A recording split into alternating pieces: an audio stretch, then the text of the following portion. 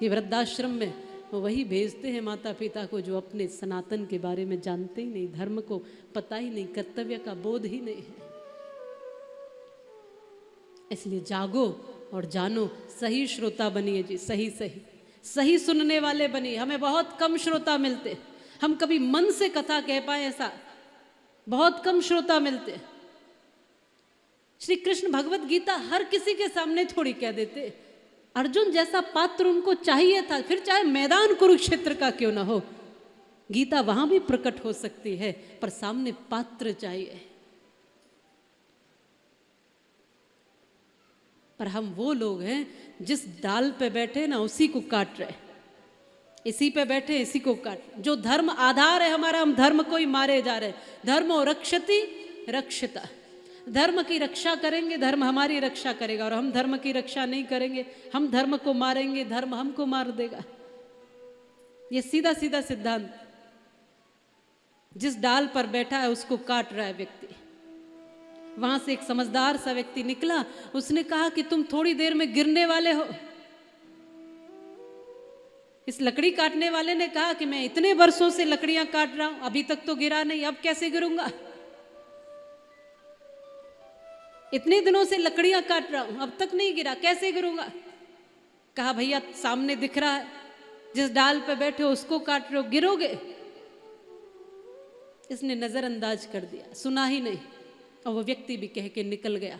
थोड़ी देर काटता रहा और जैसे ही डाल काटी, डाल के साथ खुद भी नीचे गिरा। गिरते हुए इसको एकदम याद आ गया। इसने कहा कि वो तो कोई पहुंचे हुए भविष्य बताने वाले थे। बहुत सहज और सामान्य सी बात थी कि जिस डाल पर बैठे हो उसको काट रहे हो तो गिरोगे ही, इतनी समझ तो हम में खुद होनी चाहिए थी, लेकिन हमने कभी समझा ही नहीं। इसलिए हमें क्या लगा कि दूसरा भविष्य बताने वाला, दूसरा भविष्य बताने वाला, हमने छलांग लगा दी और दौड़ रहे पीछे पीछे। और वो व्यक्ति दूर जाकर मिला, पांव पकड़ लिए, आप तो कोई पहुंचे हुए सिद्ध महात्मा ज्ञानी महापुरुष भविष्य वेत्ता हो, कृपा करके इतना बता दो। जब तुम ये बता सकते हो कि भविष्य में आप गिरने वाले हो, तो ये भी बता दो कि भविष्य में हम मरने वाले कब।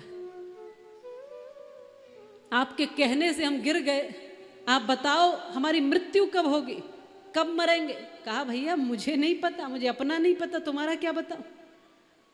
जितने भी भविष्य बताते हैं उनसे पूछो तुम्हें अपना पता है? अपना खुद का कुछ पता नहीं, और पूरी दुनिया का ठेका लिए हुए कि भाई तुम्हारे साथ ये होगा, ऐसा वैसा वैसा।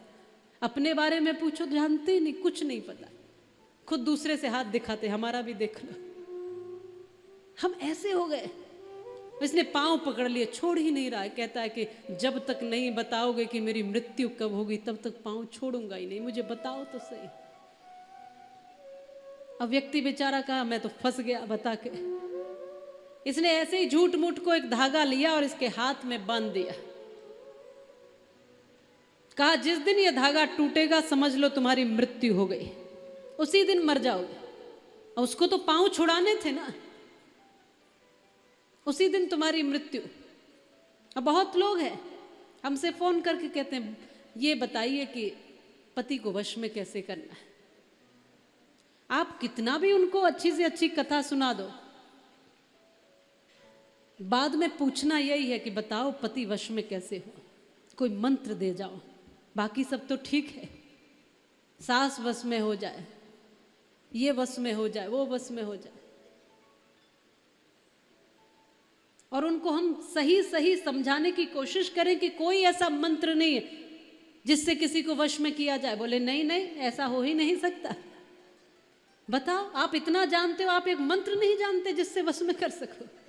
हो ही नहीं सकता। हम कहते हैं ऐसा मंत्र ही नहीं है, नहीं दिया हमको ऋषियों ने ऐसा मंत्र।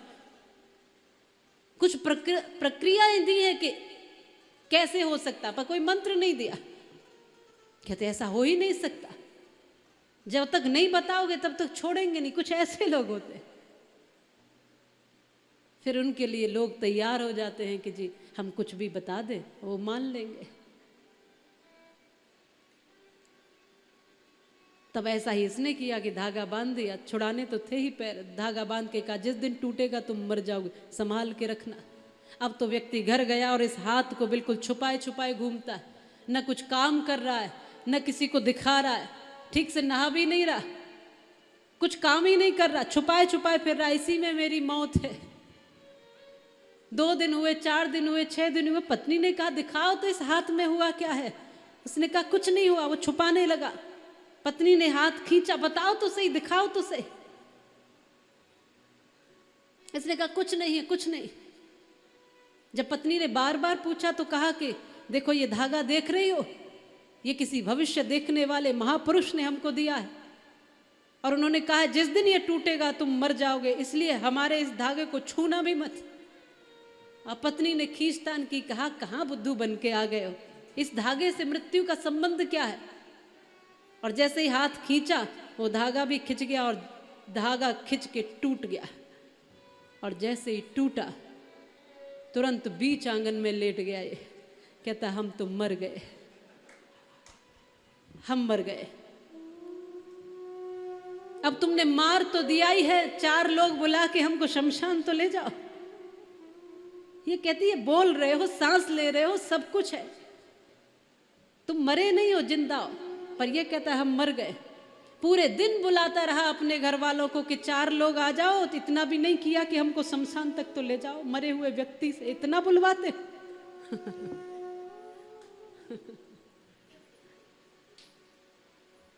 वैसे बात सही भी है, जीवित व्यक्ति की कोई सुनता कहाँ है।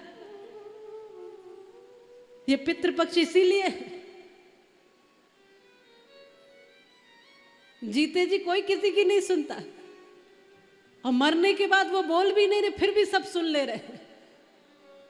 देखो आश्चर्य, देखो। तो ये कहता है कि कम से कम इतना तो कर लो कि घर वालों को बुला के शमशान पहुंचा दो। कोई घर वाला कैसे आए, कहीं पागल हो गया, जिंदे को कहाँ शमशान ले जाए। फिर कहा पड़ोसियों तुम ही आ जाओ, घर के तो सब नालायक निकले। अब कोई ना आए, बोले तो पागल ऐसे ही बोल रहा है। जब किसी ने न सुना तो शाम होने लगी, ये खुद उठा और जाके शमशान में पहुंच गया। और शमशान में लेटा। कहता मरे हुए व्यक्ति का घर में काम क्या, शमशान में ही होना चाहिए। और शमशान में लेटा है। 4 लोग वहां से निकले, 2 रास्ते वहां से जाते थे, 2 गांव के लिए अलग अलग, और शमशान था पास में।